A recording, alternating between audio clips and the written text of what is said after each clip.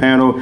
We talked about financial statements, business, credit, taxes, documentations. Now we're going to put it all together and figure out, okay, how do we get the funds? How can we be a fundable business, right? So this is what we're going to learn about today. So I'm going to do a quick intro, and then I'm going to let our panelists talk about themselves real quick, and then we'll get right into it. That's fine? All right, so first we have Benjamin Van, CEO of Impact Ventures. We have Sadat Rashid. He's a Vice President of Banking at Frost Bank. Senior Vice President. Don't forget the senior. Don't forget the senior. And then we have my guy, Ray Salinas. He's a serial entrepreneur, investor, business guru, business coach as well. Man, I learned so much from him. He actually bought me this book called Traction. Have you ever read Traction before? I think I mentioned that book. No? Haven't read Traction? Y'all got to get Traction, EOS. It'll change your life. But yeah, I'm going to let you guys do intros and we'll get right into it. Cool. Well, good evening, everyone. As my man said, I'm Benjamin Van, founder and CEO of Impact Ventures. We are a nonprofit organization in Dallas that works to make capital more inclusive. And so we do that through three ways: ecosystem building, where we host events. We actually have a summit coming up next week that I'm sure KG will plug as a partner of that event. Through inclusive entrepreneurship, where we offer a 12-week accelerator program, really designed for growth stage, early to growth stage companies that are looking to scale and grow. On the CPG side, so if you're a consumer product good or consumer product brand, or if you're a tech enterprise, those are kind of the two sweet spots that we sit in. And then our last pillar that we support entrepreneurs in is our integrated capital. So we understand that most entrepreneurs, especially Black and brown entrepreneurs, don't fit the traditional debt and the lending model, and also don't fit the traditional trajectory of being a venture-backed company, right, raising venture capital. So we try to explore all the tools in between to say what are the products that align better with entrepreneurs to provide more flexible debt products where we don't look at credit scores and collateral. And then how do you invest patient equity in a way that allows entrepreneurs to grow and retain more equity in their company as they grow. So it's a little bit about us and the work we do. Thank you, Ben. Sadat Rashid with Frost, and I am a commercial lender. Also, I work in the Uptown location as a community leader, meaning that I join opportunities like this to really meet with the community and talk about how Frost is a kind of integral banking partner. Whether you're a startup company, whether you are an existing business that is needing everything from advice on financing to business plan to financial statement kind of analysis and how we look at that. We also partner a lot on the personal side, having a conversation about private banking. That's kind of an area that we are really starting to focus more on and building relationships in the community that way. We're expanding in Dallas, and so you're going to start seeing a lot more locations throughout Collin County, throughout Eastern Dallas County, and Southern Dallas County. So you'll look for those Frost branches there. Been with Frost now since October 2019, so 3.5 years. I've been in financial services for the past 20 plus years, helping business owners in the professional services space, so doctors, attorneys, CPAs, to help them with their banking and their kind of business plans going forward. So thank you. All right, my name is Ray Salinas. I don't have quite the polished resumes they do. Serial entrepreneur, investor, just kind of self-made guy up here, grinder, and figured some things out along the way. So have had multiple 8-figure exits from companies that I was a co-founder of. Had a 7-figure exit from an online supplement brand recently. Retired from operating businesses. I don't really have the appetite for that anymore. Now I'm a business coach. I'm an investor in all kinds of different things. I know all about getting rejected when coming to borrowing money when you don't have it. But we can talk about creative ways to bridge that gap when you're facing those obstacles along the way. Best ways to leverage debt and things like that. You guys, KG invited me to be here. That's my guy. If there's anything I can offer from a real world experience level, I'm happy to share my journey along the way. Just hit me with whatever questions you have. There's only one mic today, so bear with me, guys. All right, so let's get into it. Let's talk about the different types of capital and various stages of of business loans, venture capital, angel investments, crowdfunding, and more. So talk to us about the different opportunities to get capital at different stages of business. How much time I got? And seriously, there's a message going out in our communities right now that I'm sure all of you are aware of, maybe incoherently, maybe not even paying attention to, right? The media is telling you, like, raise venture capital, right? You got these magazines, TechCrunch, saying so-and-so, the headlines, right? So-and-so raised $10 million. Like, what does that really mean, right? And then you also have this other kind of area saying, like, SBA loan, or like, hey, you qualify, or what's your credit score, right? And so these two extremes, right, you have the debt on this side and you have this equity on this side, are really the two messages that are being pushed to our communities today, but no one's really exploring, like, all the elements in between, right? And so in your mind, you think that I either have to go to a bank or I have to sell my soul to a venture capitalist, right? And sign up for some shark deal, right? But there's so many products in between, right, that a lot of us don't talk about. And that's one of the things that we kind of talk about, which you might have heard alternative capital, alternative financing, heard that term before. But before you even get into capital, KG knows I always start with this, is really understanding what kind of business you have, right? Because what kind of business you have is going to dictate what type of capital you might be looking for and at what stage are you looking for. So there's really three types of businesses, right? You got legacy businesses. These are businesses that you're going to start and maybe grow and maybe pass down, right, to a son or daughter, family member, et cetera, right? We've seen those. Those are traditional businesses, a donut shop, laundromat, trucking company, et cetera, passed down generation, legacy business, right? You have a lifestyle business. This is a business where you might own a particular job. Let's say you worked at a Fortune 500 company in marketing or something. You're like, you know what? I want more flexibility with my time. I want to be able to put my toes in the sand and help people at the same time. So I'm gonna go out and start my own marketing firm, right? But you really own a job, right? You own a job that affords you a certain lifestyle, right? So that's one type of company.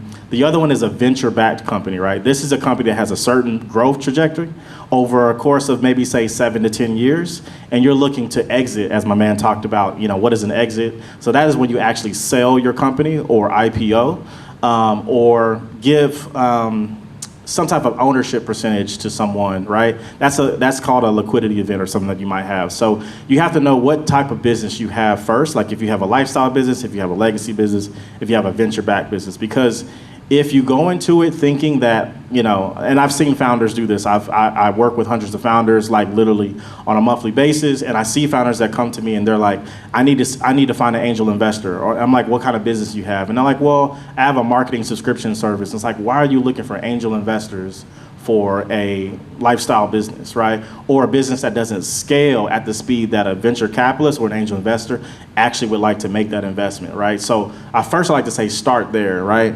And then once you know what type of business you have, right, you have a spectrum of grants, which is free money, right? Debt, which is money you have to pay back in a certain amount of time. And then you have equity, which is money that you probably have to pay back, but just you get a longer time period, right? And you're going to pay more back over time. So you're actually bringing a partner into your business and giving a piece. You're exchanging ownership in your company versus debt is just maybe there's an interest rate, maybe there's a term where it's 5 years, 7 years, right? So if you think about that spectrum, right, there's different types of capital, which y'all probably seen small business grants out there. I know Hello Alice, SBA, like all PayPal, they do all these small business grants. But then you have debt, but you have flexible debt. And my man here is probably going to go a little bit into more like traditional term loan and term debts, right? But there's called variable debt where you can actually pay a percentage of your monthly revenue instead of a fixed payment, right? So a traditional loan, let's say, is $100,000, 5% interest rate over 5 years, and you have this fixed payment. Well, the variable is actually going to give you flexibility to where you're going to pay more when you do well, right? And you'll pay less in that payment when you don't do well, right? So as you all know, you look at your monthly income, you're going to have these ebbs and flows, right? So more flexible variable debt might be better for your company versus going to, let's say, a micro lender, a CDFI, or a bank and getting a traditional term loan, right? Where you're going to have a fixed payment, right? So look into those types of capital that might be more variable. And then also, I would say, as you move up the chain to equity side, for my people in here that might have more and more high growth potential opportunities, look at patient equity like SAFEs, which is an acronym, SAFE, that stands for Simple Agreement for Future Equities. This is basically a deal that's more founder-friendly than a convertible note, meaning that that equity is going to convert at a certain trigger, right? It could be triggered by a certain liquidity event. It could be triggered by you're offering equity to someone to where now you're going to basically value. Y'all watch Shark Tank, right? Where when someone's like, well, I'll give you, $250,000 for 5% of your equity. So at that point, they're evaluating your company, right? They're saying that your company is worth 2.5 million, right, or 3 million. And so at the early stage, you typically don't know what your valuation is, right? So raising on something like a SAFE or a convertible allows you to take money in, but not at a rate where you don't know what your valuation is. It's at a future date, right? So I'm gonna stop there because I know that can get very deep. But those are three ways or three things you can look into. But first, it starts with knowing what kind of business you have and what's your end goal for that business, right? What's your end goal? Because if your goal is not to sell that company, then you probably shouldn't be looking for angel investors or looking for equity, because at the end of the day, they're only gonna get paid when you decide to sell the business, right? So those are some important things to look for. I don't remember what the question was. That was like, you really covered a lot. Ben went all the way in, all the way in. Let's see, what do I have left? Let me pick through. I think you touched on a lot of great points where people really need to understand. Part of that is the business plan, right? What is my business plan of what I'm trying to get accomplished? Because then that answers those questions. Once you have a business plan, then you'll know what type of funding that you're going to be looking for. You'll know what your exit strategy is. And then you'll know that, hey, if I need to go the equity route, then I'm probably not going to go the bank financing route, because maybe I'll get the equity that I need. But there's pros and cons with that. But just kind of highlighting the bank, kind of more conventional loans that everyone is familiar with. When you think of financing short-term needs, you think of credit cards, you think of lines of credit related to your business. Those are things that we use every day in our personal lives. We use credit cards, we use debit cards to fund those really short-term needs. And then when we have a longer-term request, right, where we say, you know what, I need to go and buy a significant amount of software to enhance the infrastructure to go ahead and scale. Well, that's going to be a longer-term loan that we're going to go ahead and put in place. We don't want to take a very short-term credit instrument and enhance something that we can pay for over time. So as you're putting together that business plan, that helps you to kind of formulate the thinking of, all right, what are the things that I have to put in place that I want to pay for over 3 years or over 1 year? And what are the things that I have that are ongoing that I can pay for within a year, right, within a few months?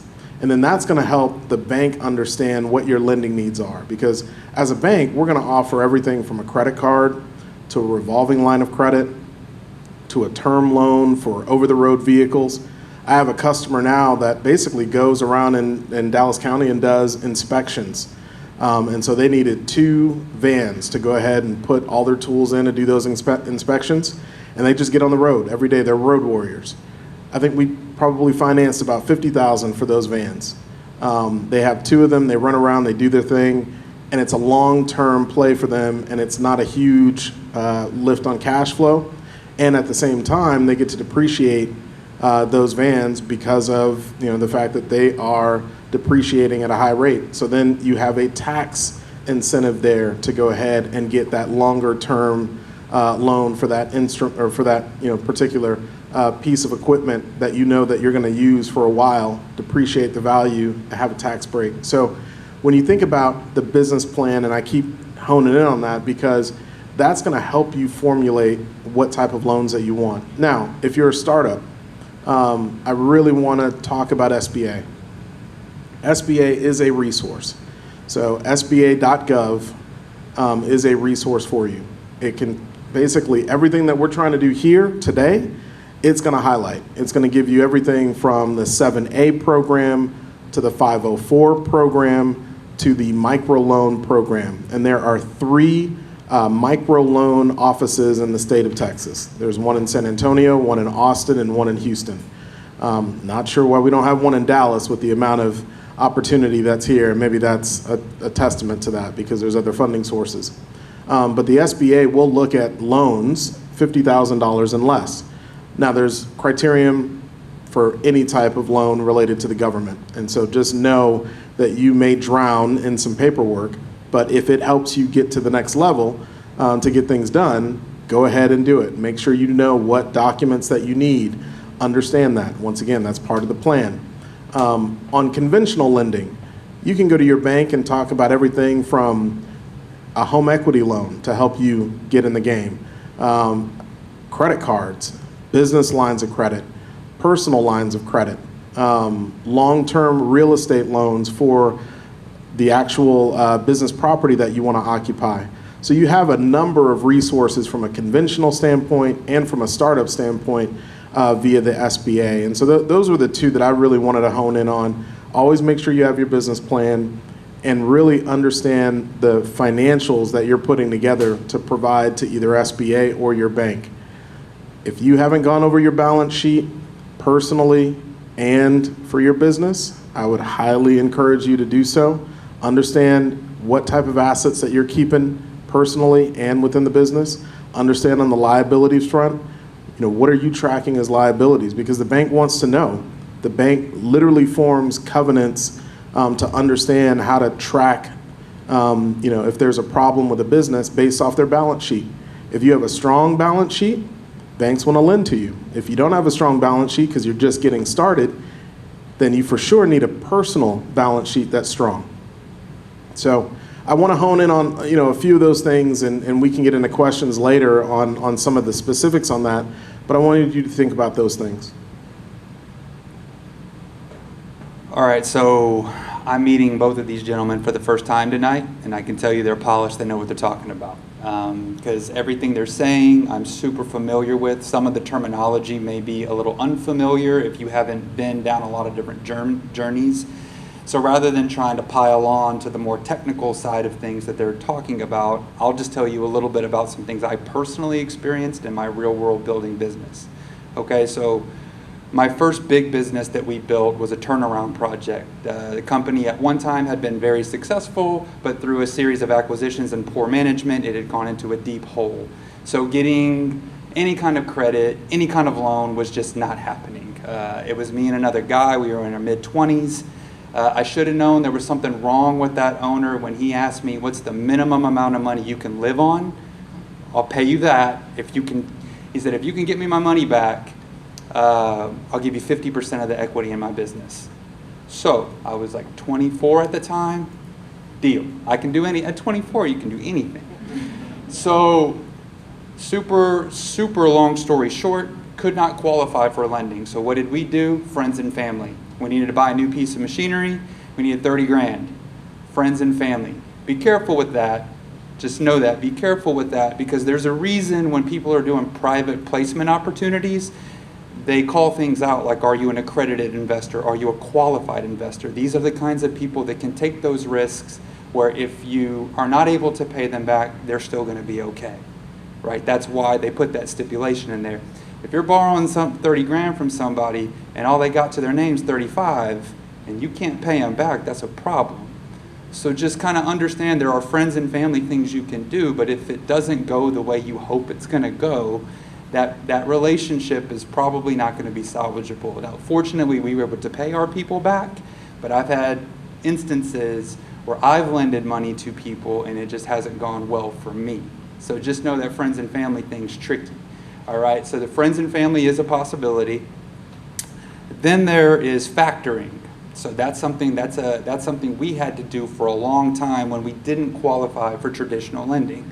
Factoring is what you can do where you finance actual purchase orders, right? So there are factoring companies that will lend you money based on credit checks they do of your customer, not you. This is valuable when you may not be able to afford like a financial department that can run credit checks for you. A factoring company is going to run the credit checks and make sure that whoever you're extending credit to can pay their bills. So we got hung with a couple invoices early in my career that almost put us out of business. So factoring not only sped up cash flow, but it also enabled us to feel more comfortable extending credit to these companies, because not everybody is McDonald's or Coca-Cola, right? Where you just know they're going to be able to pay their bills. Factoring was a really cool, expensive, but cool way to bridge that gap and speed up cash flow.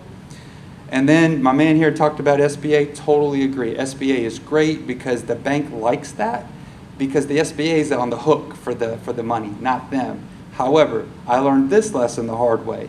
We brought on an angel investor midway through. He came in, financed some equipment for us, helped us buy out a partner. As an orthopedic surgeon with a very large net worth. We gave him 20% of the equity in the business for that investment. Got to the 11th hour on a large SBA loan that we were assured was going to go through. But because that investor's net worth was so large and he owned 20% of the business, we could not qualify for SBA lending. Had he only owned 19% of the company, we would have been all good. And they don't let you go back and redo it where he gives you a point back, so they don't let you do that.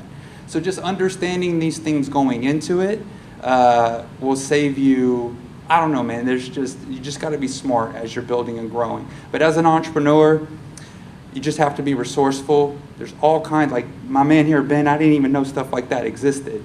So there's all kinds of ways, if you can be resourceful, there's ways to figure it out. Coming to things like this, I applaud you guys for doing it. I'm not going to take up any more time. Just if you have specific questions at the end, we're happy to answer them. I want to throw on something about friends and family, right? Write this organization down called Kiva, Kiva Loans. I think it's a Kiva, Kiva. It's a company that we've partnered with in the past, and what they do is crowdsource lending. They do crowdsource loans. So it allows everyday people like you and I to basically lend out money on the platform. So when you talked about friends and family, you know, one of the reasons why we exist is because we know that friends and family round doesn't exist for some people, right? And to be honest about that, a lot of us don't have an uncle or an aunt or, you know, just anyone in the family that we can reach out to invest in our business. And so resources like Kiva actually provide opportunities for micro entrepreneurs that are really starting out, right? That's someone that needs less than $17,000, right? To really get started. And it's the underwriting process is very simple. There's no collateral or anything like that. All you have to do is raise on your own a certain amount of percentage from your friends and family, right? I know all y'all in here have social media accounts. All y'all have friends on those social media accounts. And so it allows you to crowdsource loans, right? It's not equity crowdfunding. That's a different tool, right? So it's crowdsource loans called Kiva. It's a platform y'all should all look into. Anyone who's, like I said, if you're under 17 to 20,000, I would say under 20,000, it's a great platform to get started because it's an area where a lot of banks don't, want to lend. We're too risky, so we want to see a little bit more cash flow in terms of the companies that we support. And so it's a great tool for those that are like really, really starting out. So what Ben was talking about earlier when he talks about venture capital money, like that's kind of, and I just wanted to give it some context. That's kind of a world that I play in now, so that's not something that I wouldn't touch something like that because I'm looking for more of that liquidity at the end, or those are the games that I want to play. So I didn't know that existed. That's actually kind of a cool resource. Yes, go ahead. Is that strictly here in Texas? I know certain platforms are not allowed because of certain state laws or. Oh no, it's global. It's global. So they can lend across from here, Africa, all over the place. Sometimes your state or your city might have a Kiva hub. At one point, we had a Kiva hub for DFW. It just didn't make sense for our strategy because a lot of the companies were just too early that were coming through the pipeline. But we ended up passing it to another partner. But look in your local. So I think like San Antonio might have a Kiva hub, but anybody can go to it like anywhere. You don't have to have a specific location. And one thing you talked about earlier, I kind of want to talk about too, is kind of like working capital. If you guys have Shopify, PayPal, Square, raise your hand if you have any of those platforms. They all offer working capital as well, which basically they'll take a percentage of your revenue that you make and they'll give you like a small micro loan up front so that way you can do whatever you need to with that capital. But I kind of want to go back to you, Ray, because angel investments, venture capital is trendy, is popular, right? When is it a good idea to go that route? Because they're going to take a percentage of your business. So when is it okay to go that route? So like my man you did a great job of setting the stage earlier. You really did. So it really depends on where you're going with that business, right? So, you know, if it's a lifestyle business where it's like you own the job, that's probably not an investable business for a venture capitalist. It's just not. Like, it's probably a job that where you're the owner of the business where you can make a good living, but there's probably not going to be enough scalability in that arena that makes it attractive to come in and get, you know, private equity, venture capitalist, angel investor, any of those things. But if you have a deal that is truly scalable, where you can show significant EBITDA, which stands for earnings before interest, taxes, depreciation, and amortization. It's a function of your P&L. And if you have reoccurring revenue, all right, so subscription models and things like that, you're going to get a big multiple on that EBITDA on an exit. That's the kind of stuff that we're looking for. So I typically say that until a business gets to about $1 million to 1.5, maybe 2 in annual revenue, you're still kind of trying to figure out what your business is, because it's going to evolve. What you think your business is when you start, the customer base is actually going to tell you kind of the directions you need to go to grow and scale. You need to be listening to what the customer's saying with their dollars. They're guiding you, so pay attention to what they're saying to you with what they're buying and how they're spending. And from there, you can make the determination, are you really going to try to pour the gasoline on the fire? You need to create the fire first, and that angel investment money should be the gasoline you pour on the fire to make it really go. I don't know if that answers your question, but, and this is aside from like if you're doing a tech startup where you got to do a bunch of, you know, pre-revenue capital to build some kind of prototype, I'm excluding stuff like that, you know. So anyway, I hope that answers your question. Another question I had is, maybe you can answer it, Ben, as well. Why does structure matter? Like, why is a corporation more attractive to invest in than an LLC? Guess I'll take that one. Before I answer that question, by a show of hands, how many of you figure you're in a lifestyle business? You can raise them high. How many think you're in the legacy business? Okay. Some of y'all didn't raise your hands, not either or. Venture. Okay, venture, okay. We have some venture, okay. How many think you're a venture-backed business, potentially? Okay, we got, okay, nice, okay, good. So structure is definitely important. It definitely, when you talk about scalability, right? If you're going the venture route, right, you probably want to set up a C corp, and you also want to look at what laws that might be more friendly to you as a business in that particular state, right? So because we live in Texas, if you structure a C corp in Texas, it might not be the best structure for someone who's looking to invest in a company because of the tax benefits or the tax hits that might go to the investor, right? So you oftentimes, if you're a venture-backed company, you see companies that are C corps in Delaware, right? Delaware has one of the most friendly, tax laws. You can have business formations that are anonymous. You can have just a lot of flexibility that you have in a Delaware business. As an LLC, though, you at least want to have an LLC at the minimum, right? That's just advice across the board, because you want to be protected from a liability standpoint. And again, I'm not a lawyer, but you want to consult a lawyer. I always have to throw that in there. But just traditional, what I've seen, and seeing thousands of businesses structured, right? If you're a traditional business, if you're a lifestyle, if you're a legacy business, it's fine to just go with an LLC, right? Now, if you're looking to divvy up some type of ownership share, right, like actually issue shares, C Corp is probably the way you want to go, because A, it's easier to keep track and keep records of actually who owns a piece of that company, right? So you'll hear these terms like cap table. Like, what's a cap table, right?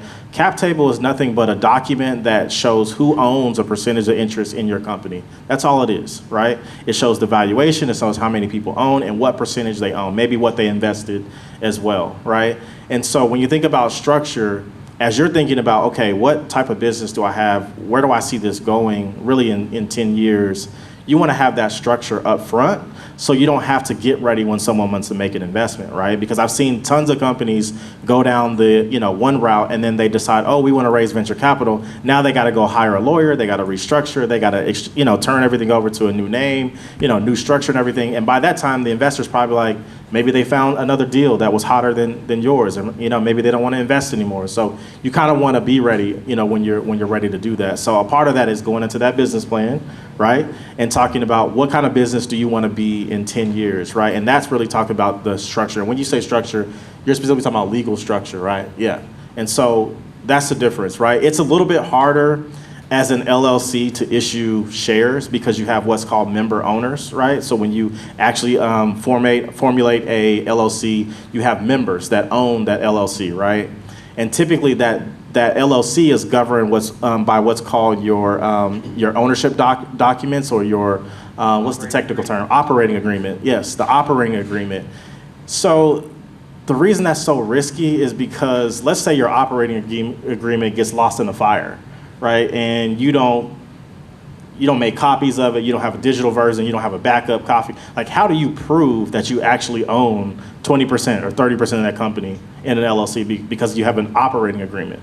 Versus a C Corp, you actually have to file, like you actually are issued a share. It's actually a document, right? A shareholders agreement that you actually have to issue that's actually trackable. I can go on PitchBook right now and look up any company and see what they've invested in, who they invested in, who's owner in their company. So think about how you want to end your company, like what's the future of your company, and think about what does that structure need to look like as you go through that process. So again, it's not legal advice, but just what I've seen just through working with, tons of businesses.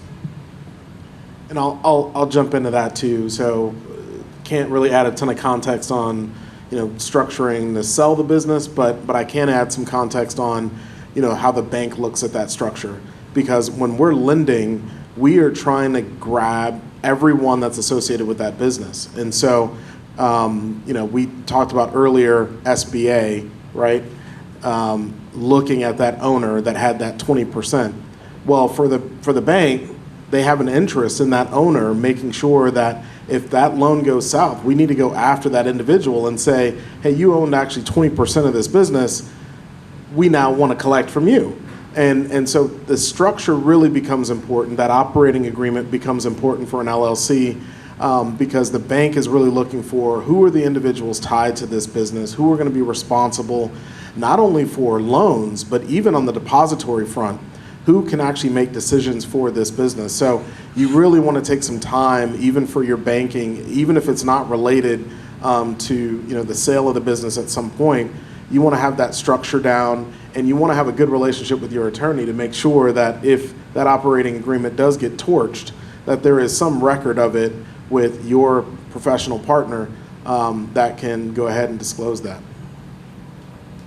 I mean, everything that they said, honestly, I'm not as familiar with C Corps. I've never participated in a C Corp. Everything I've ever done has either been an LLC or an S Corp. So I learned something from you today, Ben. LLCs have been good for me, but again, I think the best advice is talk to your CPA, talk to your lawyer, tell them what your plans are for your business, have them advise you on what the best structure for your business is going to be. So like Ben said, a lot of y'all watch Shark Tank. One thing I've been confused on, maybe y'all can help, is like, how do you determine the value of a company? When they say, hey, we determine your value $250K. Like, where does that number come from? Like, how do you determine a valuation? So there's about 1,000 ways you can value a business. And so it really depends on the type of business in the industry that you're in. For example, there's something called book value, right? Your book value, right, is the type of valuation that's going to tell you things like cash, assets, right, your balance sheet, right? That's kind of like a more practical way to value like a traditional style business, right? And then you have your venture style or venture-backed types of business or tech companies, right? Where it's all about perception, right? Like a company in Texas, it can have the same company, the same founder, the same product, But if it's in Silicon Valley, it could be valued higher just because of the perception, right? And so when you think about how do you evaluate a company, I think you got to be more specific about like what type of company, right? If you're trying to value a venture-backed company, there's a thing called I want to say it's either the Berkus model, and it's like the back of the napkin type of model that basically says there's 5 key areas of a company, right? The team, the product, the industry, some type of IP that you might have. And I think the last one is, I think either the industry or the location, right? And essentially all of those things, let's say that they were top notch, right? And the thing about venture-backed companies for an investor, right? They're gonna look at, when you talk about scalability, they're talking about how can you build something that is like Facebook, meaning that there are billions of users on that platform, right? In order to do that, you have to have a certain level of caliber of team. You have to have a certain type of IP and product. You have to be in a certain market at a certain time. Like all these factors can go into evaluation. So shortly, I'll just say it depends, right? Yeah, I would just say at the end of the day, it's subjective. Because you never know who that motivated buyer is and what they plan to do with everything that you've built up to this point, right? So they could take a multiple times your sales. They could take a multiple times your EBITDA, right? They could take a multiple times your accounts receivable and really look at if they implemented their own services, could they speed up that process, gain more revenue, add more customers. So it is subjective when we think of that. And I think for Shark Tank, they probably have a lot of data points on the company before they walk in to kind of help them say, all right, here's an evaluation. But there are things that you can do for your business on an ongoing basis to work with a valuation company to get a synopsis of, all right, here's my book value, or here's my subjective value if I were to sell to someone in the market to where my business could be accretive to their business. And so they're going to pay a premium because if they buy my business, they're going to be able to get into a market that they weren't in before. So it is subjective, but you do have tools and resources to help with that. I don't really have much to add to that because it is very subjective. If you guys have specific questions about valuations for specific industries or businesses, please just ask when that time comes, because man, there are so many different ways we could go with that question. When he asked about e-commerce platforms, I saw some hand raised. So it sounds like we got a lot of e-commerce businesses in, especially when you're talking about CPG and you're talking about valuation. When he talked about multiples, right, that's like taking your EBITDA, or taking your net profits times, let's say 7, right, or times 10, right? A lot of times you see those multiple type formulas. Again, as I mentioned, there's 100 ways to value a business. And that it's on trailing 12. Right. So how I run my business, so EBITDA multiples are based on a trailing 12 months. So how I run my business when I'm in growth mode, I don't necessarily want to show a lot of profit because I'm putting all of that cash back into my business, fueling growth. But if I know I'm going to get ready for an exit, I'm going to pump the brakes on the expenses, try to pad that bottom line of my P&L, because that's going to boost my EBITDA. And like I said, when you can add other factors in there, like a reoccurring revenue model of some sort, it's just going to juice your multiple, and that's how you can get that big liquidity event. But again, every industry is different. We can go deep down that rabbit hole. I'll give y'all one quick example, and then we'll move. But I have a customer right now. They're in the behavioral health business and operate multiple sites between Colorado and Texas, specifically in Prosper and Frisco. And they are looking to sell their business. And so part of the valuation right now that they're specifically going through are the bids for another company to come in and say, all right, I'm looking at your operations. You've got multi-state operations. You've just built a new facility. We're going to pay a premium for these particular items. And they're getting bids to basically see, all right, which company is going to pay the premium for what I've been able to do all this time. And so, Ray, to your point, like that's literally what they're looking at, is how they can pad that bottom line, get into their summer months when kids are out and kids are using these behavioral health services. So, it is subjective, but it can be very lucrative when you really have a footprint that someone else wants. Yeah, look, I don't have a whole lot more to add. I just want to tell you a story. All right. So when I exited my large business, a manufacturing company, we printed flexible packaging for the CPG world. So Morgan Stanley bought my company for 10.1 times EBITDA. That is a ridiculous multiple, right? The reason we were able to get that multiple, two reasons. Number one, we partnered with a broker who was specific to our industry, who knew who the big players would be, who would be interested in my kind of business. And they took three of the biggest players and actually got them into a bidding war with each other. So that was cool step number one.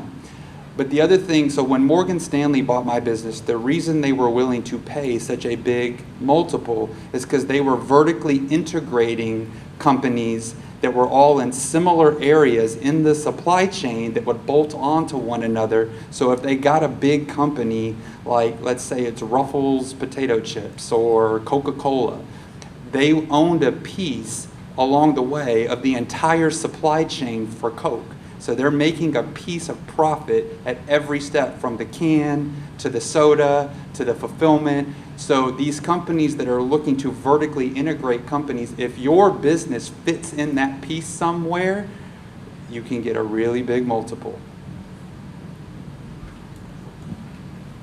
That was a gem. That was definitely a gem. I don't know.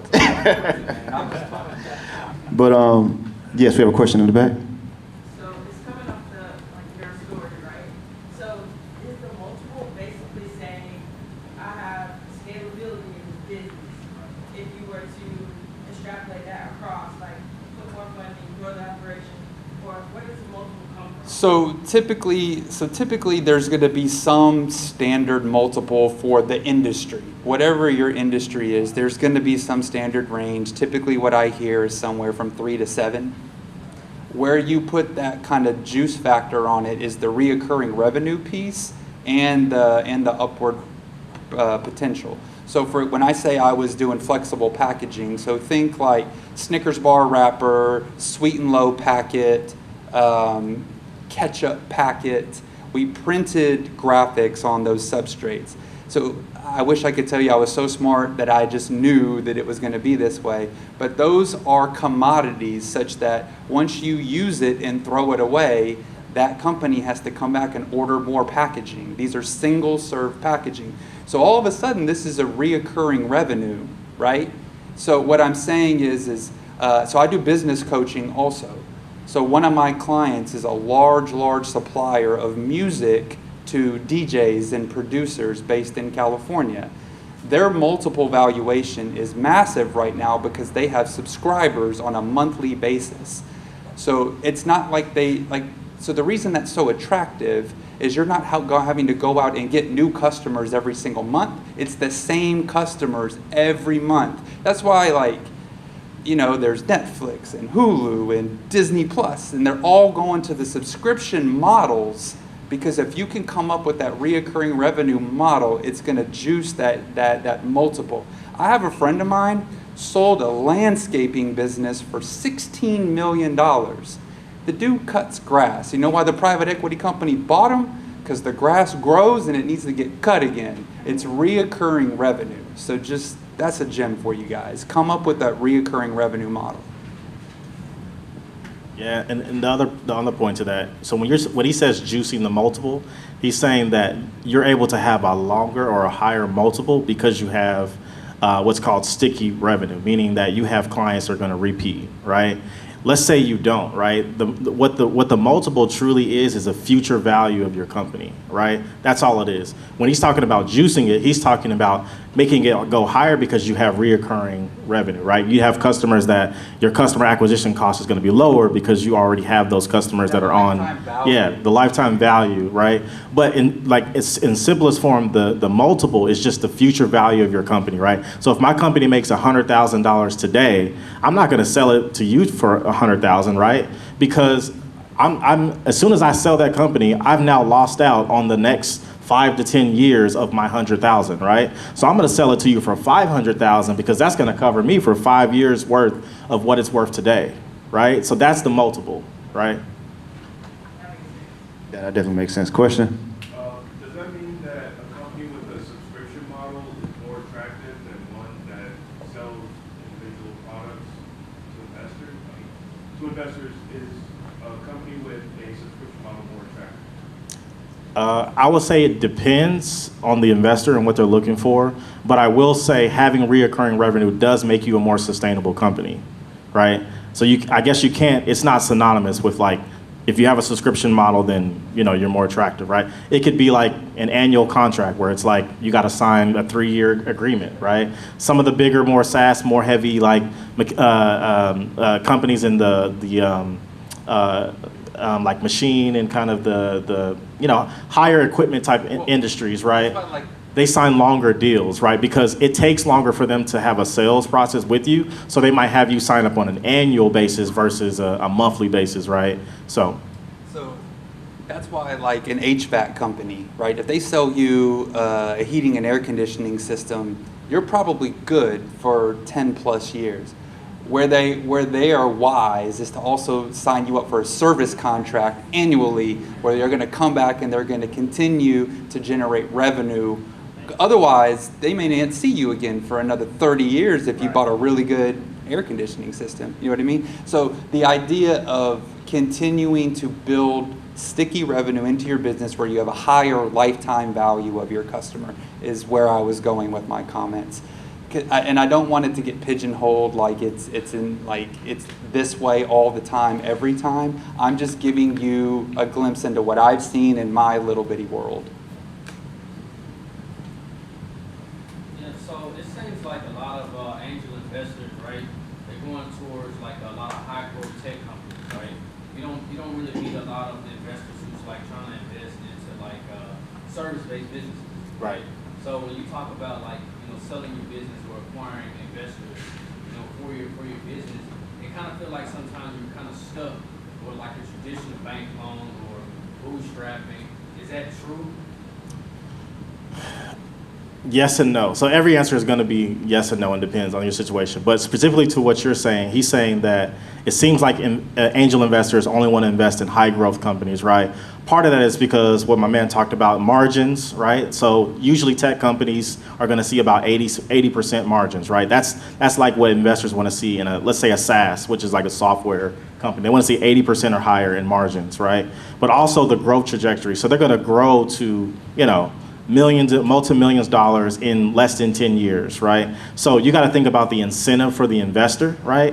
So it's not that your business is good or bad. It's just, does it align with that particular investor, right? So when you say, am I stuck with this type of capital? I don't think you should look at it as like, am I stuck? But like, is that the capital that aligns with my business, right? And so what you said was exactly what I was talking about earlier when some founders, they're like, well, I don't fit for venture capital. I don't fit for angel investor. That's not a bad thing, right? Because you have to find the right type of capital that aligns with you. And it might be a later point when you need that investor to come in, right? So now you might be looking at flexible debt, SBA loans, et cetera. But let's say, because I know you and I know your company, but let's say you're looking to scale to different countries. At that point, you're going to need significant amount of growth capital, right? That's when an angel investor might come in and say, oh, okay, this is something that we can play in and we can grow with you. So you have to think about it from the angel's side, right? So we have this capital that we want to do something with. All right, so where is the best avenue or vehicle for us to go place this capital in? Because a lot of people that play in the angel world, they got a lot of capital. They just don't see enough deals that they actually want to do. So let's say we're talking about a multifamily real estate investment. Up until they started hiking interest rates last summer, that was a beautiful vehicle for us to park capital in because there's a hard asset there where even if the deal doesn't go quite like the investment doesn't go quite like we planned, there's a hard asset there we can liquidate and your money's not going to zero. It's not. But typically what we were seeing with interest rates as low as they were for such a long period of time is 20 to 30% IRR, which stands for internal rate of return. So if I put in $100,000 into a multifamily deal over the past decade, I'm earning between 20 and 30 grand a year in IRR. So in order for me to not want to do that and come do your deal, you got to show me something where I'm going to do better than that. You know what I mean? So in the way that works, that, you know, there's so many different things, but like the way a multifamily deal typically works is that cash flows a little bit along the way, like typically like 6 to 9%, where you're getting some cash flow monthly or quarterly during the course of the investment. And then when they flip the property after they've done whatever improvements or repairs or whatever they've done, you also get a nice liquidity event at the end of the road. If you're doing something and you can say, okay, if you invest 100 grand and I can peel off X amount in distributions that will meet or exceed what I'm getting elsewhere, we can have that conversation, you know, but it just, we have to deploy the capital somewhere, and we're going to pick the place that's, depending on our risk tolerance, we're going to pick the place where it's safe and good solid returns. So it's not that we wouldn't invest in a business like what I think you might be talking about. It's just you have to come up with the ROI that's going to be as good or better than other options we have to make that investment.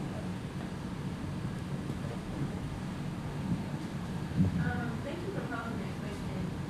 One of the things that I've also heard is that when you have like a service-based business, to diversify kind of like your revenue streams to consumable products. So like, what are your ideas about that? Do investors look at service-based consumable products? How does that impact value outlook? Yeah. So similar to what he was saying, I think your questions are related. If you have a low to moderate growth business, right? It doesn't matter what industry it's in. Low to moderate growth means it might be growing year over year, 20 to 30%, right? That's low to moderate growth. Venture-backed businesses are going to be growing anywhere from 100 to 200 to 3x%, right, over year to year. So if you think about a service-based business right now, in a service-based business, you're exchanging time for money, right? And so what you're talking about is productizing your service, right? So taking your service, let's say I'm a business coach, right? I actually am, but let's say I'm a business coach in this example. And I say, hey, I'm making $100 a month, you know, meeting with clients, right? What I could do is then, let's say I build a course on Udemy or something like that. Now I'm able to scale that to 10,000 per month because I have so many more users and I'm duplicating my service without exchanging my time, right? So the question you talked about at the end about how that goes into your valuation, yes, that does give you an opportunity to have a higher valuation in company because now you've built a scalable product, right? Even though that product isn't necessarily tangible, right? It's the service product, and that's the fad. I think that's growing. That's been the trend that's been growing over the last, I would say, like decade and a half. Is people now taking their skills, like being a public speaker or whatever, and turning that into a product and productizing themselves, because you can't clone yourself, you can't duplicate yourself, but you can turn yourself into a product, right? And sell that digitally, right? And so that's one way you can go from an investor not being interested to an investor being interested, right? For example, we have a company in our accelerator program that had a bookstore, right? And a bookstore, you think, oh, that's not profitable, you know, or, you know, it's low to moderate growth, right? Like, who's buying books? I mean, Amazon sells all the books now, right? Who's going in the bookstore? But as soon as she flipped it and made it a subscription model, right? Now she's able to sell outside of the four walls of her bookstore. That was a way that she made her product more scalable. She can have more money. She can increase her margins because now she's not based in her sales on someone walking into the door and saying, I'm here to buy the book. So if you're thinking about like, am I stuck, or like, how do I increase my revenue, or how do I, you know, maybe reduce my costs a little bit, think about ways you can productize whatever that service, you know, is.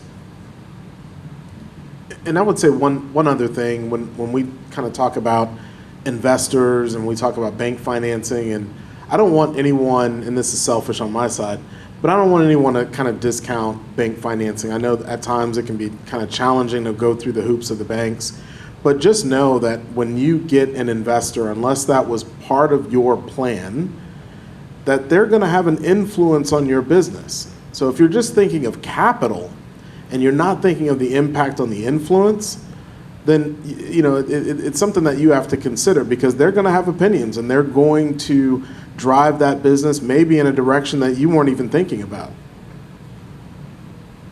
I agree with that. So we brought on an angel in my first business, and the factoring company, we were such good customers of the factoring company that they actually offered to finance everything we needed at their exorbitant rate, because factoring interest rates and bank interest rates are very different. At the time, we were scared to sign off on that kind of debt, so we went the angel route. 4 years later, when the company was worth tens of millions of dollars and we wanted to buy that angel investor out, we stroked him a check for $3 million to buy him out, as opposed to the $300K is all we would have had to pay back to the factoring company. So he's right. If you do what's right for you. We were intimidated by the monthly payment, didn't know if we could make it. The cool thing about an angel is you don't necessarily, unless depending how you structure the deal, they put in the money, they're not necessarily looking to get like a monthly payment back to them depending on how you structure it. But if you can afford to go the bank route and be 100% your own boss without partners to answer to, yes. Yeah, I'll double down on, if you're taking an investor, you're taking a partner in your business, right? Like that is a marriage, like for a minimum of 10 years, right? A minimum of 10 years, right? And we've invested, I think over the last year in 36 companies, right? And we've kissed a few frogs, along the way, I would say. But what I say is the biggest thing that I've noticed across all the company is that the founders that were, I like to use the word like, intellectually curious, right? The ones that actually wanted to ask questions, the ones that were coachable, the ones that showed up for knowledge, right? They didn't just take the capital loan. Have you heard of like dumb money? Basically, dumb money is like I just give you capital and then you go figure it out, right? Smart money is I'm going to give you my money and I'm going to give you my relationships, my resources, my knowledge, like my social capital, my intellectual capital. So if you do take on an investor, like try to say what are the things that they're adding as an investor outside of just capital. Well, strategic. Yeah, strategic. A strategic investor has something other than A strategic investor has something other than just capital to offer to whatever space you're in. So, for example, my guy that we built the big packaging company with. We just did a raise for a gummy manufacturing facility we just built in McKinney. Not funny gummies, like nutritional gummies, right? So we did a $5 million raise, and we went after strategic investors who we knew had companies in that space that maybe make protein powders or pre-workouts or vitamin tablets, but they don't do gummies. So they become investors in our deal, because they want to offer that product or service in addition to their core business. They can say they're owners because they are. So, and we got capital from them. So that's just smart. Go for people who not only have the money, because that's like, I don't know, like, I know in the beginning sometimes you just need money. But as you get a little bit more sophisticated, if you can find strategic money, it's beautiful. So one thing I wanted to ask, because we talked about everybody who has a business who's trying to get capital, right? Jason and I attended a lunch, shout out to Frost, it's Lunch and Learn, and we sat down with a guy named Chris. And Chris' business model was he buys businesses, right? So if we're working 9 to 5 and we want to buy a business, we don't have any financial statements for a business, what's a good way to get capital to buy a business if we are entrepreneurs or have a startup? OPM. I'm gonna let you talk about that. So other people's money. Well, let's start with the bank's perspective. So, when you have not been running a business, you've been working a 9 to 5. What we're looking at is your personal balance sheet. What wealth have you built up independent of whatever venture that you're about to jump into? And I think honestly, that's going to be an approach that everyone should be looking at, right? So if you see a viable business that you want to buy, you want to dig in deep on, all right, is this something that I'm going to make money on? We talked about a lot of things, a lot of acronyms, IRR, ROI. At the end of the day, if I quit one thing making $100,000. Well, I make $100,000 or more running this business.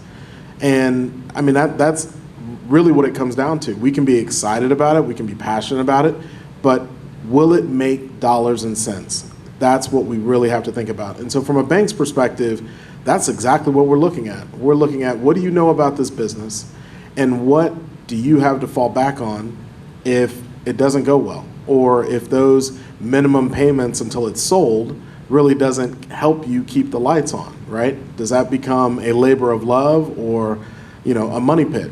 And so when we're looking at it, we're saying, all right, we're going to ask you for a personal financial statement.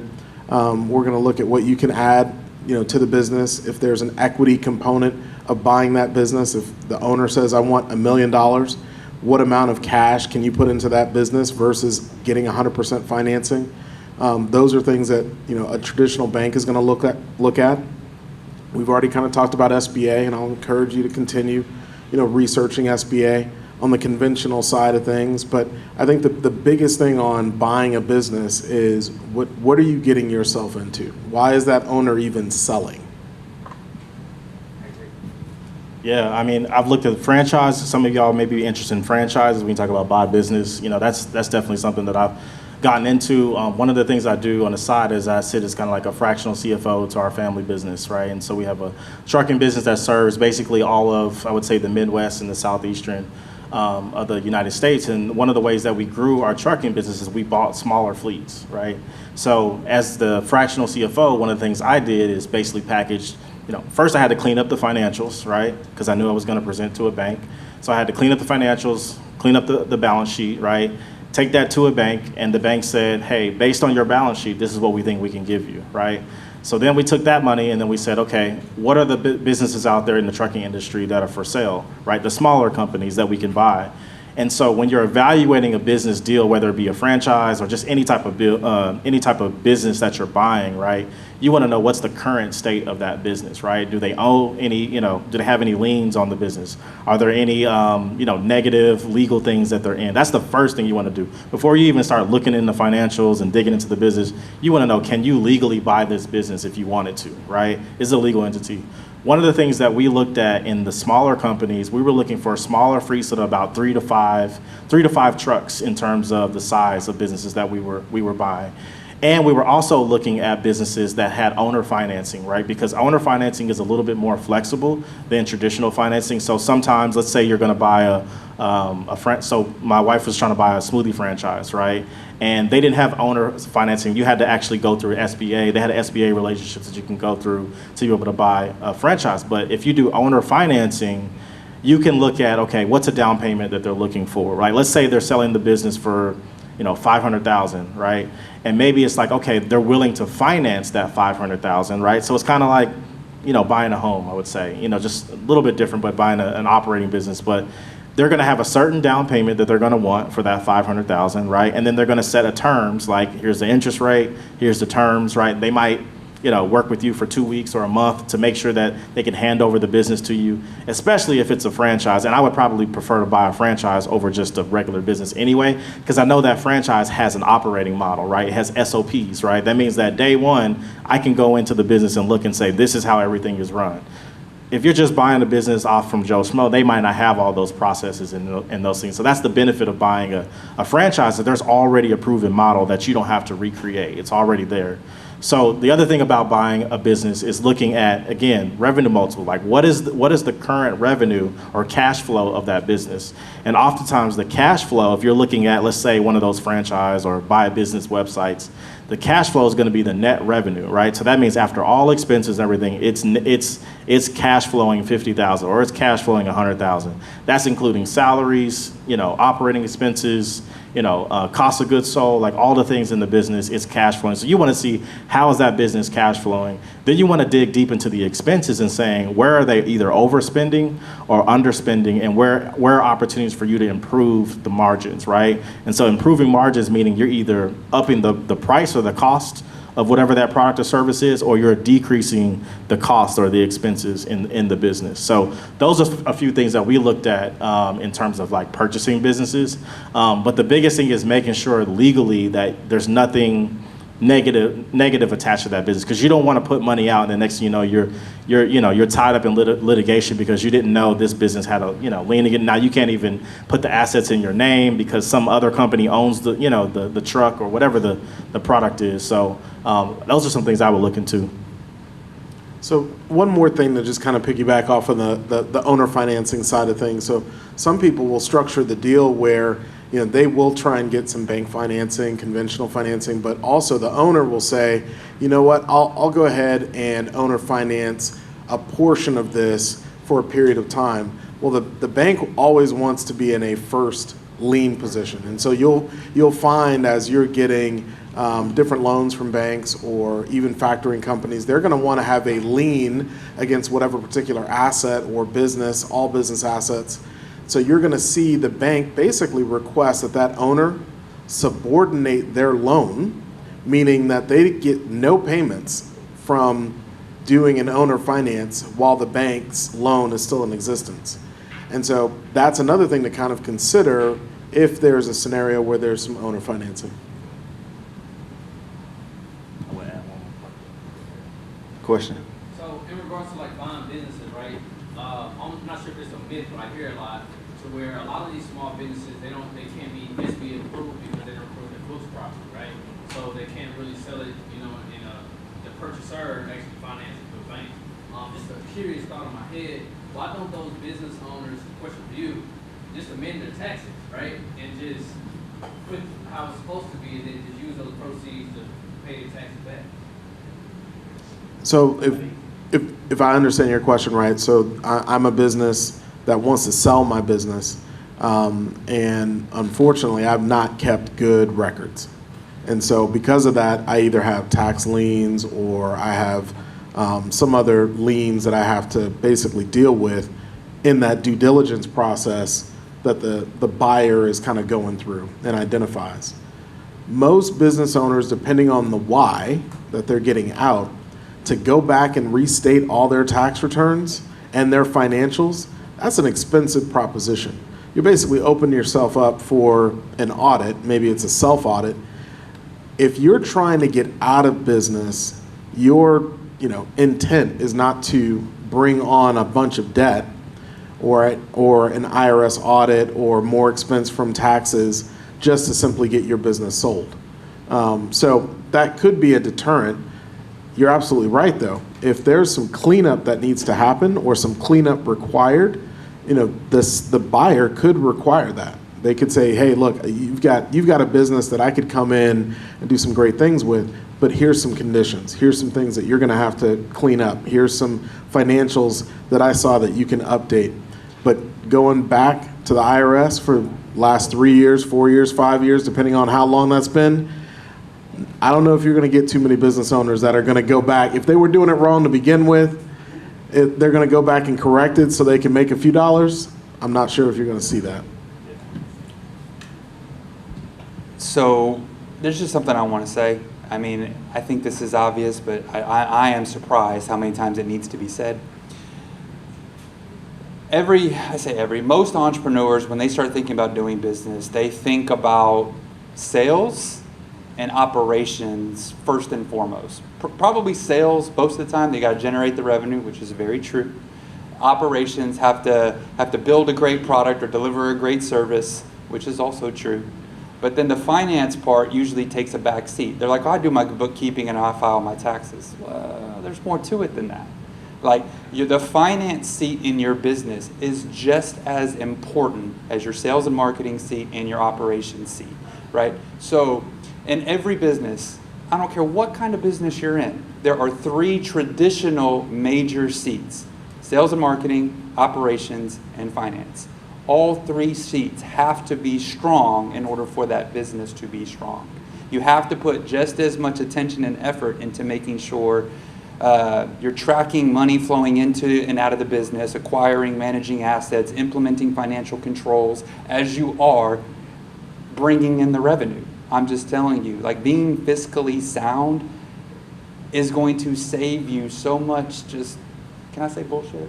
Like bullshit along the way, man. Like, I'm saying that to say this. Like, I business coach now. My mind is blown by how many of these entrepreneurs don't have good books. And like my man said, you can hire like, you may not be able to afford a full-time bookkeeper or a full-time CFO.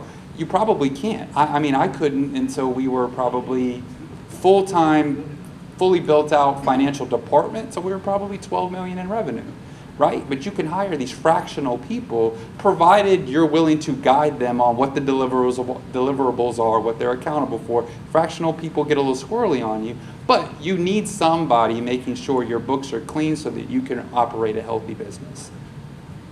And I want to echo that. Like, so often as a bank, we will see financials that are put together and you're just kind of shaking your head like, who stepped in on this great business and didn't give advice on making sure that I check the box on my finances?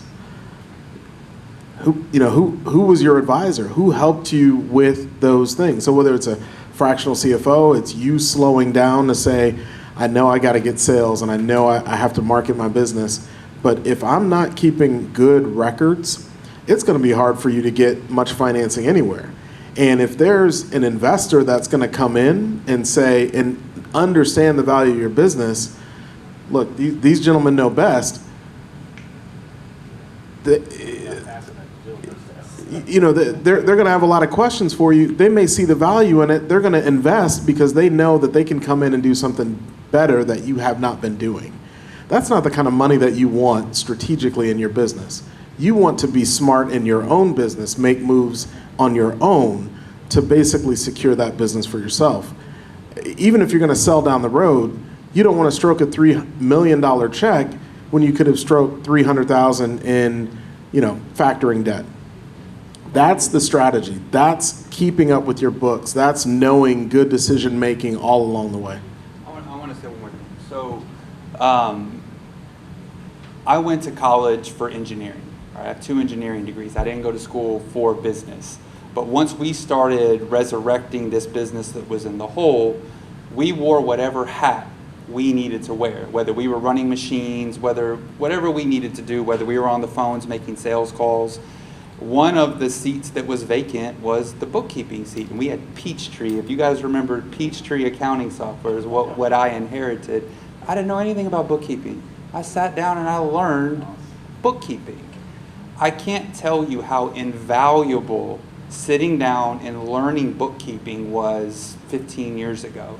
Because fast forward all the way to I'm sitting in rooms with Highlander private equity firm, a $1.4 billion firm out of the Crescent. I'm sitting in board meetings with them. I know exactly what time it is when we're going over the P&L and the balance sheet and the 13-week cash flow. I know what I'm looking at. When we're sitting at the table with Morgan Stanley about to sell the business, I know exactly what we're talking about when we start breaking everything down into exactly where they're finding value, what they like, customer concentration issues. What the heck is that? Like, I'm blowing this thing out of the water. But 40% of your revenue is coming from all this one customer, so we're not going to give you the big multiple that you're looking for. Okay, well, I need to go diversify my customer base, and I'll call you back. Right? Like, so because I learned bookkeeping early in my career, it was never the long-term plan for me to do the books, but because I know it, it's been an invaluable skill set that I've been able to carry forward with me. It's just, I don't know, guys, just understand, even if you're not the one doing the data entry, you need to understand how it works. And from a practical standpoint, because, I spent the first, I would say 12 years of my career in financial services, so running P&L for, Fidelity Investments, started in banking, doing, both personal and business underwriting. And I feel like I pushed myself out of the financial service industry because they said I was too creative, I was too salesy to be a finance guy. And so I say that because what I really loved about the numbers was the story that the numbers told, right? And so often, because I work with so many founders of color, they get intimidated by the numbers. They see a spreadsheet or they see an Excel document and they're like, deer in the headlights because they're like, I don't know what this means. Like, no, I don't want to handle this. No, like we've all heard of the has-been artist that got taken advantage of by the manager because they didn't have time to look at the money. They didn't want to worry about the finance. That wasn't their thing. So a practical thing that I've seen have helped, founders that I've worked with is thinking about your books and thinking about your numbers in a story form, right? So thinking about the numbers that they tell, right? And so really just breaking it down in the most simplest form is like, what does every business do? Like, it brings in money, right? There are some costs associated to it, right? Every year when you're going into the new year of business, you probably want to project how much money you can make, right? Those are projections, right? The first question I get is, how do I know if my projections are right or wrong? There's no right or wrong to projections, right? The thing that is right or wrong about projections is not having a conviction or a narrative on what do you think is happening in the business, right? That's what the story is telling, what's happening in the business. So let's say you have a product that's seasonal, right? And you sell things that are, during the wintertime, everyone's buying your stuff because you sell Christmas cookies, I don't know, something like that.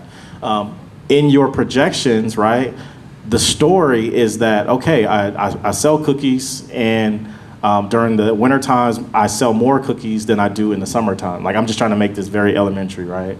I say the same thing. I tell people your numbers tell a story. It's tell us a story. I never met this dude before. It's like, I say the same thing. So when I'm looking at my financial projections or what's called a pro forma, that's going to show like, this is what I think my business is going to do next year. You want to write in like different things around what is the business doing? Like, okay, why is there a spike in revenue for that quarter? What drove that? Was it seasonal? Was it like some sale, a flash sale that I did? So that's the story that your business is telling. So don't focus so much on the numbers. Focus more on like what is it saying? Like, what is the storyline of the business, right? So look at your revenue and tell a story. Like, you can practice this when you go home tonight. Go home, open your books and look at your revenue and tell a story. Look at your expenses and tell a story, right? I can look at any one of y'all's balance sheets today and tell you exactly what's happening in your business, right? Because it tells a story. Question, ma'am? About how long do you need to collect data to get a True projections? Yeah. I would say, honestly, it depends on the type of business, but I would say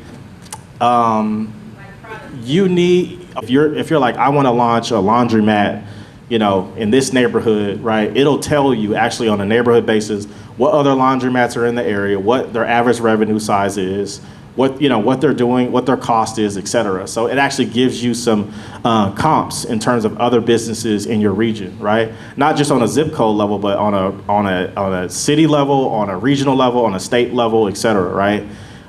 That's a top down when you're looking at external data to tell you what's a business of my size doing, in this area. Now, the bottom-up approach is where the hustlers live, right? This is where the grinders live. The bottom-up approach, this is basically you going out and saying, let me test the market and see what's actually happening. So you could do that a number of ways. You could pound the pavement and do surveys. You can, do pop-ups. You can do like a pop-up over 90 days and then use that as like bottom-up approach. Bottom-up approach is saying like what's actually happening on the ground. The key is finding somewhere in between, right? Using your bottom-up approach because you want to be grounded in reality, right? You don't want to be like, oh, I know this business works because so-and-so's website says that this is a great business to do, right? We've all seen those websites that says top 10 e-commerce businesses to do, right? Like, okay, you can listen to that website, but if you're not doing the actual on-the-ground, boots on the ground, selling to customers, talking to customers, being in the market, you're in the clouds, right? So you want to do a combination of both the top-down approach, so know the industry numbers, right? But then like what is actually happening from a ground-up standpoint with your activities, because that's going to tell you how big you can grow your company, right? It's going to tell you what other customers are in your space, what the market share looks like when you're looking at long-term planning, right? So what does my business look like over 5-10 years? You're going to want to know, okay, what's the industry standard, right? If no one's ever built a company worth 10 million in this industry, that's telling you something, right? So I would say try to find a combination of both top down and bottom up, but don't forget to do the bottom up. That's where the real work happens, in the bottom up. And you actually don't look like arrogant when you walk into an investor meeting and you're like, but it's a $10 billion market and all we got to do is get 1%, right? Like, how many times have you heard that? Like, all we need is 1% of the market. Like, you know how hard it is to get 1% of $1 billion market, right? So have that bottom up approach as well to show this is what we've done already. So when you have both of those, you actually look like a well-rounded entrepreneur and you've done your homework. So qualitative and quantitative piece are both necessary for your objection. Yes, definitely, quantitative and qualitative. Yeah, I would say what I like to do, and I'm an Excel nerd because I had a finance degree. So what I do on the Excel is, you know how you can write comments in the little cells? So I'll actually go into the cells and write what happened like the previous quarter. Like I would go in and write like, okay, this is down because, you know, we dropped product and we had to, you know, basically write that off. So I actually go in and write comments in my projections so I can look back and I'm not trying to remember, oh, what happened, you know, last quarter, what happened last month. So make sure you write those little notes along your way. We'll do one more question. That way you have opportunities for you guys to talk to the panel afterwards. I have a question on that for me, like, thanks. All right, say I did a market sizing, right, top down, bottom up. Would a bank use that type of information to justify a loan for a startup? And two, how can you use competitive analysis, like straight from weaknesses of your competition, to build into your business to make it more? This is all theory, right, but can you use that to fund? Yeah, so your question kind of piggybacking, can you use that market analysis, can you use that SWOT, that strengths, weaknesses, opportunities, and threats within your business plan to take to the bank? Absolutely.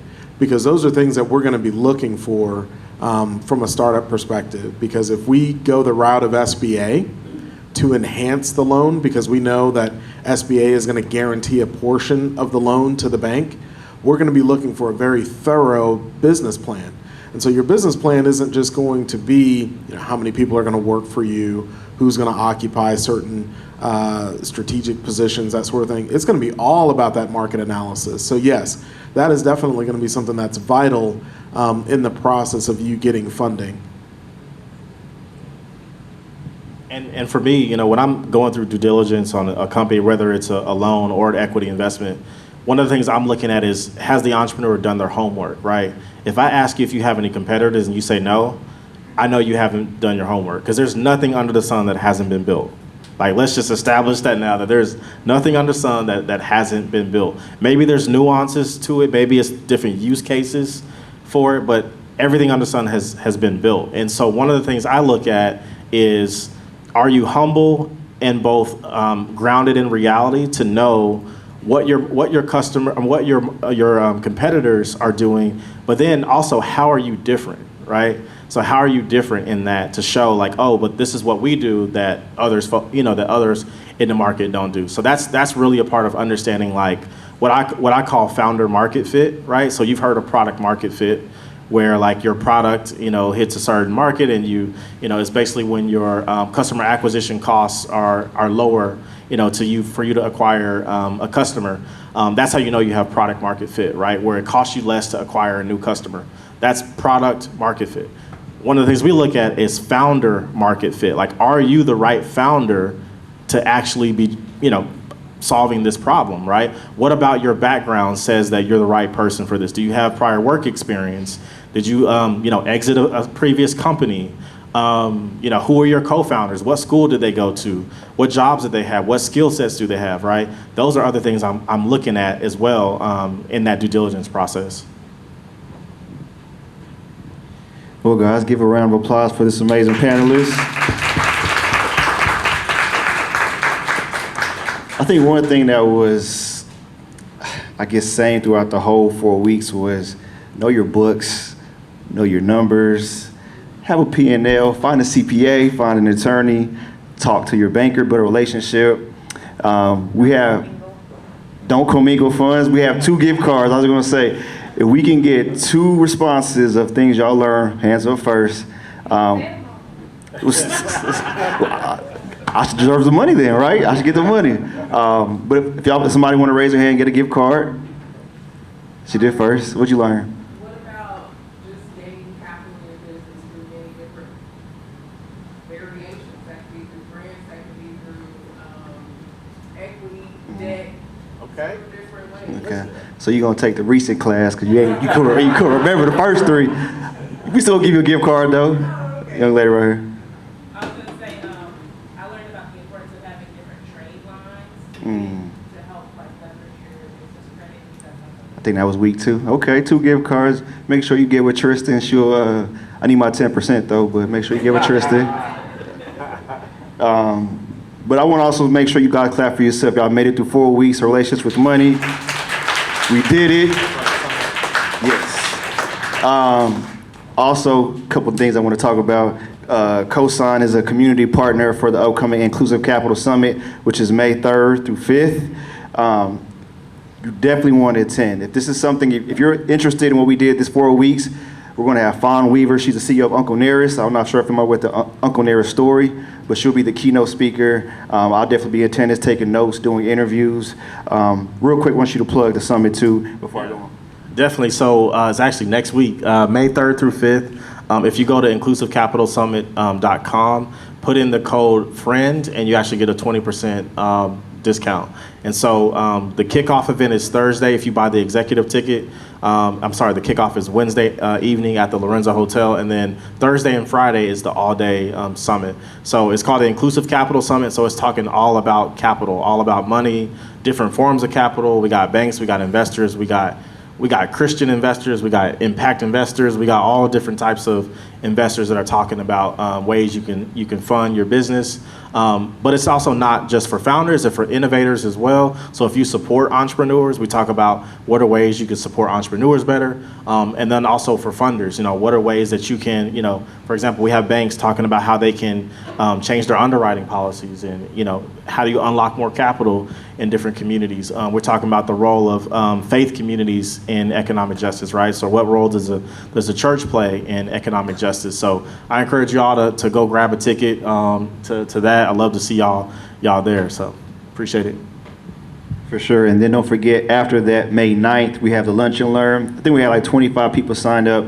Tristan said we could maybe do 30. So if you haven't signed up for Lunch and Learn May 9th at Frost Bank headquarters, please see me afterwards, and I'll get you signed up. And for those who made 75%, 3 out of 4, which is a C, I'd rather y'all came every class, but I'm not going to judge y'all. I'm going to send out an email as far as y'all should have the pitch template. Everybody got the pitch template? So you have the pitch template. So over the next 8 weeks, what we'll do is we'll do bi-weekly check-ins on your pitch deck. We'll do pitch practice. I'll send you the day of the pitch competition so y'all can get prepared. If you have any questions, please let me know. Might even lean on Ben a little bit because he's an OG when it comes to pitches. But outside of that, you guys did it. Hope to see you more. Hope to see you again. If you need any contact information for any speakers, holler at them, or you can reach out to me for past speakers, and I can connect you guys. And one more thing, shout out to Frost Bank. Give them a round of applause.